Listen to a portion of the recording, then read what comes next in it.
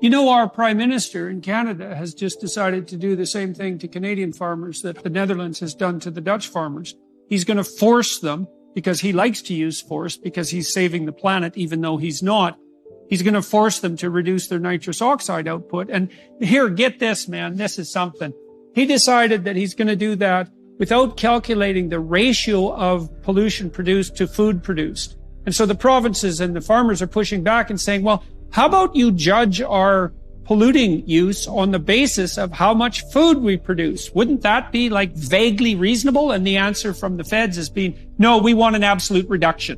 And that's exactly an example of this low resolution narcissistic moralism that is substituting both for genuine religious conviction and for genuine knowledge. And I would say our Prime Minister in Canada, he is, if it isn't Jacinda Ardern and Kamala Harris, it's definitely Justin Trudeau, who are the poster people for this sort of thinking. Very briefly, it's a great example of how economists would approach this conversation. It's basically saying, look, there's something nice about this idea of reducing nitrogen deposits. It actually, especially biologists, but also other people like the fact that there are low fertilizer areas, where different kinds of sparse plantations live, and that can be a nice sort of ecosystem. But if you ask most people, how much are you willing to pay for that? So, the other set is we can't produce as much food. We can't keep our culture. A lot of farmers are going to go bankrupt. And of course, also that you're just going to move this nitrogen deposit to, for instance, developing countries instead. Right, exactly. Then you have to ask, so what's the weighing of these two things? We do that all the time. And let me just give you this one obvious consequence. That's called thinking. When you talk about the speed limit, most people, if you don't, so in the U.S. about 40,000 people die on the roads every year, mostly because people drive too fast. And the simple question is, well, shouldn't you do something about it? If you don't reflect very much, people will just say, yeah, that number should be 0. Well, there's a very obvious way to get it to 0. It is to put the speed limit at 5 kilometers or 3 miles an hour. Now, nobody would get killed, but nobody would get anywhere either. So that's, of course, why we don't actually do it every year and every day. We decide, all of us, yes, I would like to go at a reasonable speed, and that will end up meaning some people will die. There's a trade-off here. Now, we can have a sensible conversation. Do we want to have, do we use 55 miles or, 85 miles? And that's a fine conversation, but nobody suggests it should be 0 or 3 miles an hour.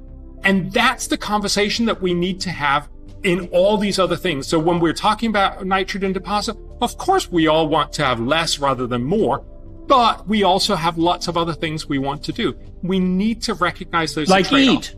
So when I had calculated, and this is a rough calculation, and I knew it was wrong, I figured that we'd be facing a world in the fall and the winter where 150 million people would be starving. But Michael Yon mentioned that it was going to be 1.2 billion. That was his estimate. And I thought, oh my God, not only is that famine on a level that we haven't seen probably since the early 60s, and then he talked about how famine multiplies, because once a famine hits, the governments tend to take centralized control over food production and basically appropriate farmers' crops, and then the farmers quit growing crops, which is exactly what you'd expect. So not only do you have 1 billion, you have the stage set for an expansion of famine.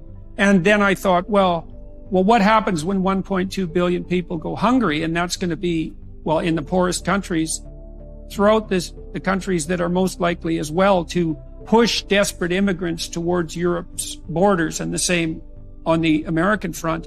And so not in the fall, you tell me again if I'm wrong, if you are right and Jan is right, not only are we going to see a seventh of the world go hungry in a serious way, like's already happening in Sri Lanka, but we're going to see immigration pressure, movement pressure on the flanks of Europe and the United States on a scale that maybe we've never seen. And how sure are you that that's what we're looking at in the fall and winter? So I think there's a couple of things. First of all, we're starting out in a world where there's already some 700 or 800 million people that are starving. And this has fairly little to do with the current energy crisis or fertilizer crisis, but it's just the fact of people being poor. So again, that goes to your general point of saying, look, maybe we should get people out of poverty first. But the second part of this is, it actually turns out that when people are really, really poor and really damaged in many ways, for instance, through starvation, they will not flee because they can't.